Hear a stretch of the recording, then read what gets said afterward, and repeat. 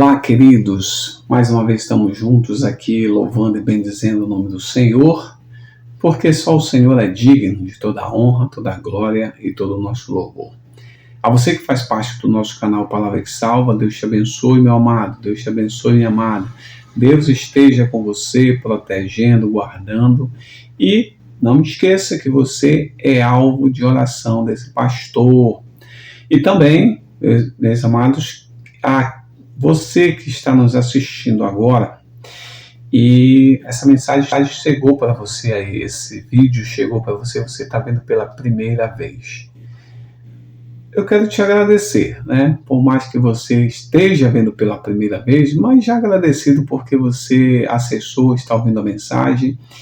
E o que eu tenho a dizer para você é que Deus te abençoe, Deus te guarde, Deus te abençoe poderosamente, a você, sua família, filhos, em tudo que você fizer, seja abençoado pelo Senhor e no Senhor, tá bom? E também você pode ficar à vontade, porque esse local aqui, esse canal, é para nós juntos meditarmos na palavra de Deus, glorificarmos o nome do Senhor, porque só Ele é digno de toda honra, toda glória e louvor, tá bom? Então fique à vontade. E não esqueça, você quer ajudar o pastor? Dê um like aí, que o like vai ajudar a gente aí a manter o vídeo por mais tempo na plataforma, tá bom? Nós estamos dando continuidade ao nosso tema suicídio, né? Que nós estamos no Setembro Amarelo. O Setembro Amarelo tem um tema, traz o tema do suicídio. E para nós, da nossa comunidade, é interessante a gente pensar nesse acolhimento dessas pessoas, como podemos fazer as intervenções nessas pessoas, como nós podemos ajudar, né, o nosso papel como Igreja do Senhor na ajuda, na prevenção desse suicídio, dessa doença, podemos dizer assim, desse problema, tá? Vamos tratar isso como um problema que assola toda a humanidade. E aí a gente já vê uma grande parte da população mundial, né, que já tentou, né, suicídio, né?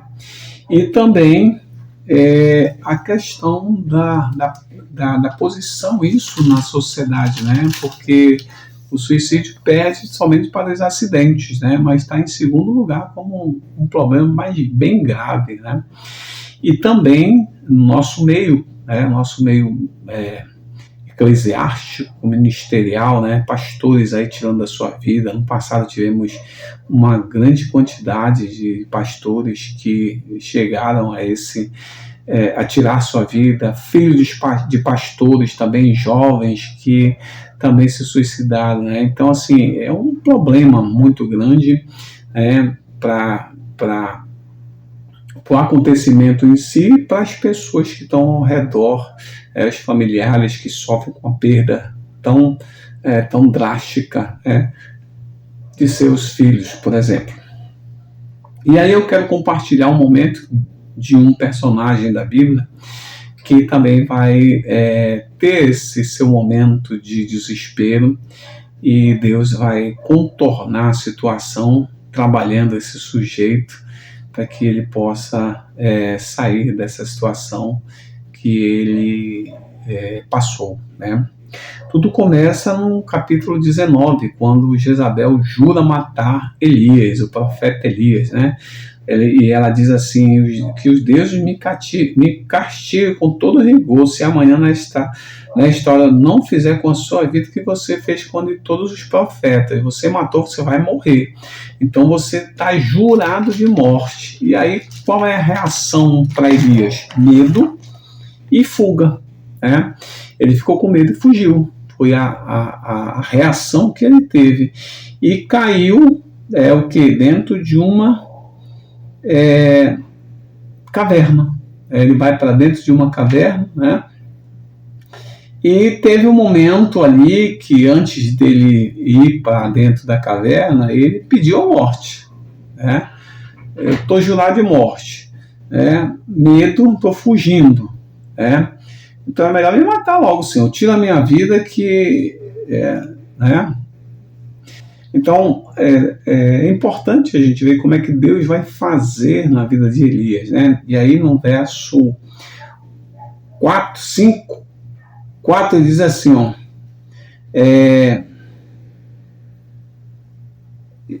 tá aqui, cadê o 4? E entrou no deserto, caminhando um dia, chegou até o pé de Gesta, sentou-se debaixo dele e orou, pedindo a morte.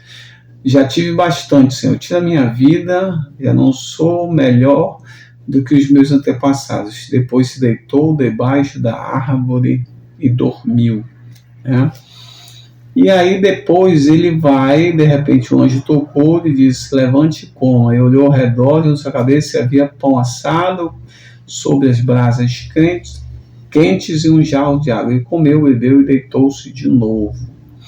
Aí, olha só, é importante que para uma pessoa que está, por exemplo, no estado em que estava Elias, que ele recebeu uma ameaça, né? Uma ameaça direta, eu vou te matar, né?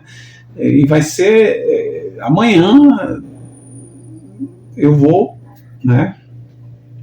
E aí o medo assola, a angústia, você vai ver ansiedade aí, né? E ele fugindo da situação todo o tempo, né? E ele vai e deita ali debaixo de uma árvore e dorme.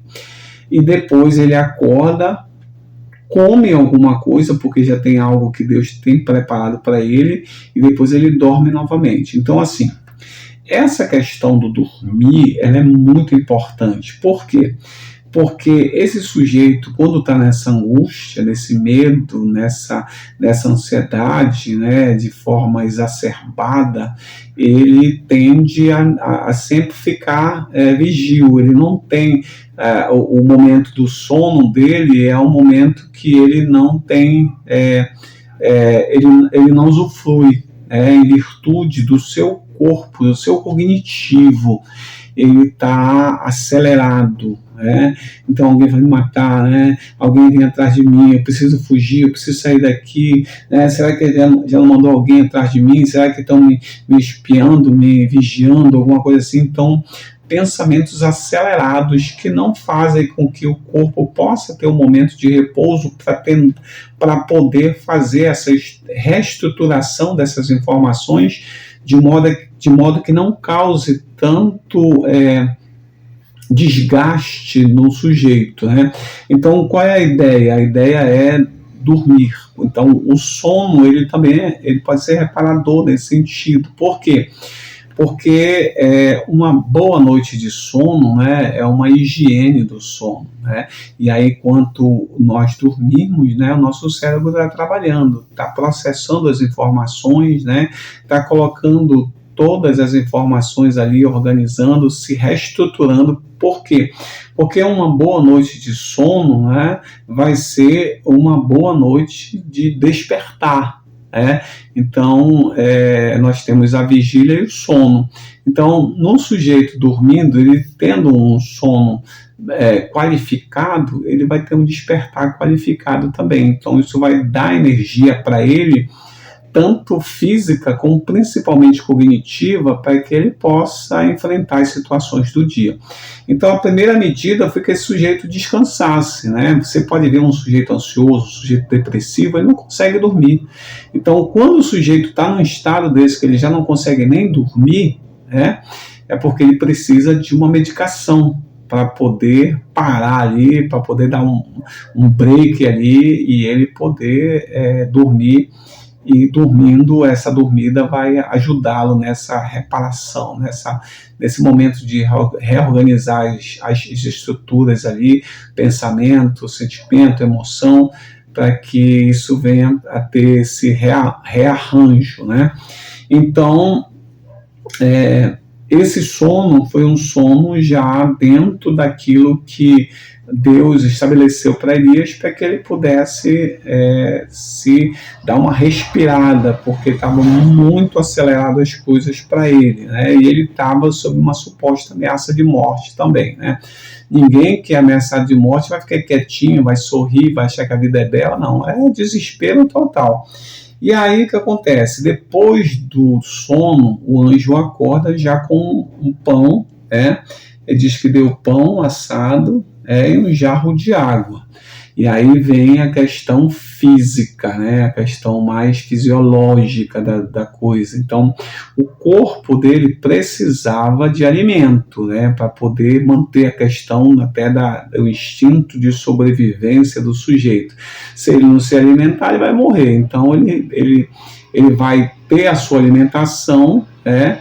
E ali o Deus providencia o pão para ele, né? Um pão sobre as brasas quentes e um jarro de água, bebeu, dormiu novamente. Ou seja, ele começa a estabelecer que a conexão entre o corpo dele bem nutrido, a sua mente, através do sono, vai reagindo, vai se reorganizando, e isso vai desacelerando o sujeito, ou seja, o nível de ansiedade dele já vai diminuindo, né? Só aquele pensamento que está trazendo desgraça para ele, está ali, mas ele já consegue reagir um pouco mais, e aí Deus vai para aquela parte mais de enfrentamento das emoções do Elias. Por quê? Porque as emoções dele estavam abaladas. E aí, olha só a palavra dele, 2 vezes ele fala a mesma coisa, né? Eu tenho sido zeloso, pelo Senhor, Deus dos exércitos. Os israelitas rejeitaram a tua aliança, quebraram teus altares e mataram os profetas à espada. Eu sou o único que sobrou. Agora também estão procurando matar-me. Ai de mim, ó vida, ó céus e tal. E aí lá, depois, deixa eu ver aqui qual é o versículo que ele fala novamente isso, né? Ele respondeu: tenho sido muito zeloso pelo Senhor. É o versículo 14, né?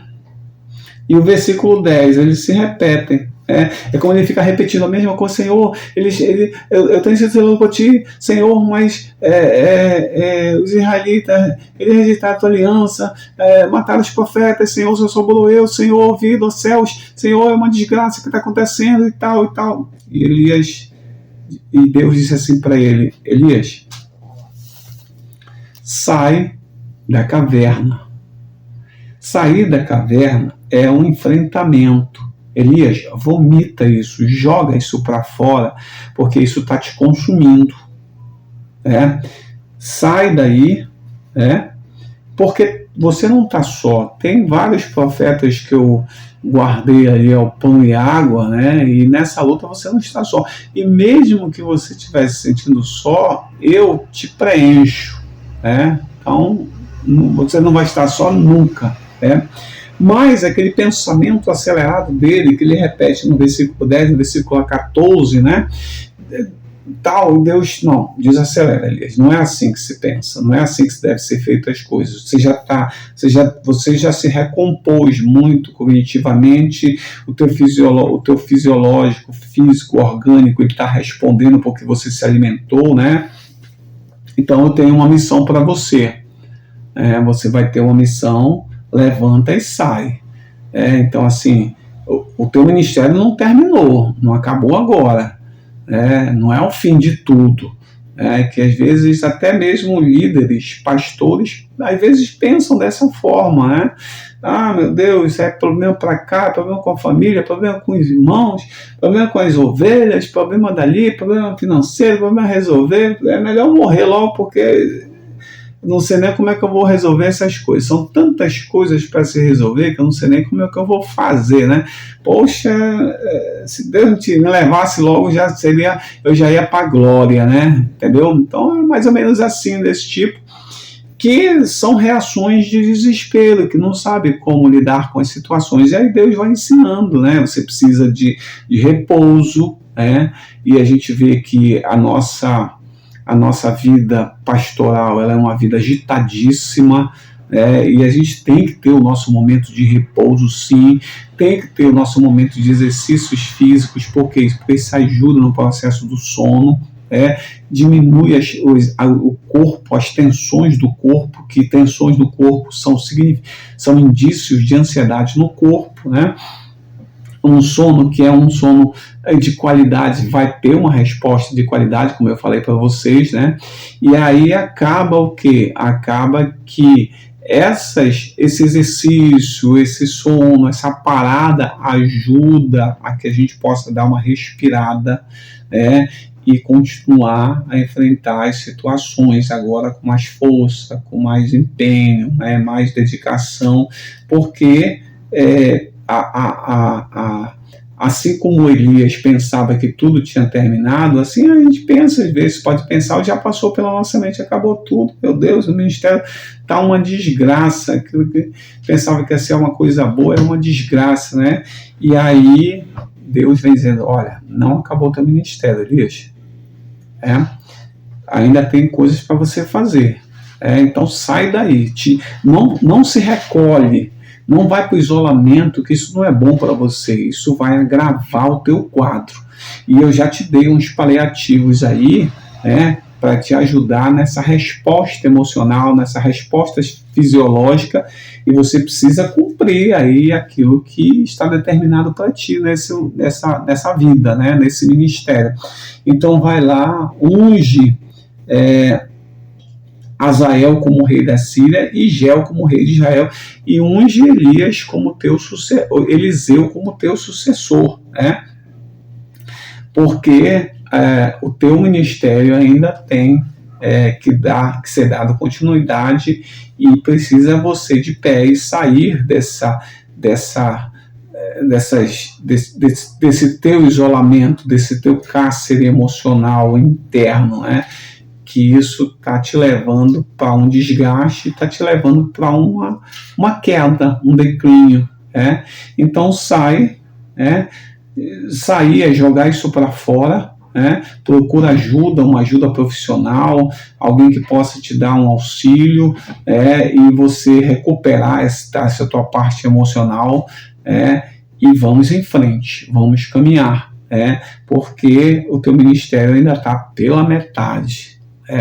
Então foi exatamente esse quadro. De repente se apresenta alguém com medo, fugindo e até pedindo a morte, e aí Deus, na sua ação, diante dessa problemática com esse homem, que é um humano, que vai ter reações depressivas, e pensar até em morrer. A gente pensa assim, mas era um homem de Deus, um profeta, jamais pensa. Não, é um ser humano como nós, com as mesmas paixões que nós, né?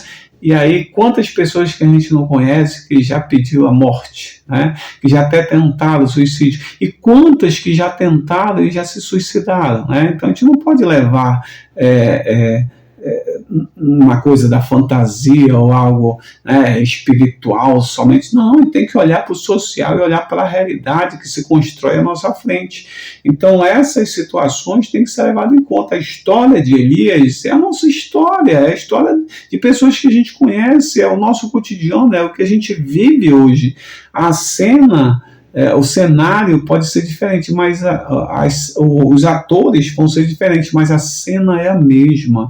Nós precisamos de Deus. Deus nos dá condições através do pão, que é a sua palavra, da água, que é a sua palavra, do tratamento que Ele dá a nós de acolhimento, para que a gente tenha conforto, para que a gente durma em paz, para que a gente durma e se levante preparado para as lutas do dia a dia na nossa vida. Então essa é a história aí, alguma coisa do Elias aí que a gente trouxe, está relacionado a essa questão do suicídio, e também de como a gente pode olhar para essa temática com uma séria importância que ela tem, tá bom? Que Deus te abençoe nesta noite, desse dia, Deus te guarde, Deus te proteja, em nome de Jesus, amém.